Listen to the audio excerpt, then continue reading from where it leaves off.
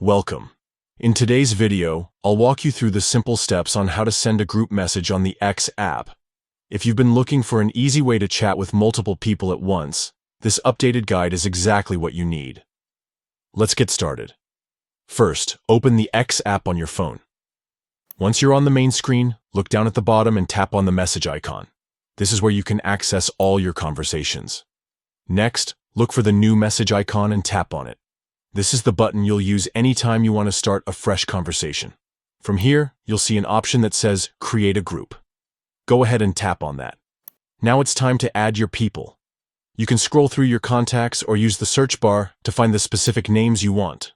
Select the contacts you'd like to include in the group, and once you're happy with your selection, tap the Create button. With the group ready, it's time to start messaging. Simply type your message into the text box at the bottom. Add any emojis or media if you'd like, and then hit send. Just like that, your message will be delivered to everyone in the group. That's it. You've successfully created and sent a group message on the X app.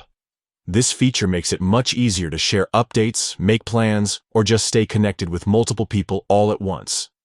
If you ever want to start another group, the process is exactly the same.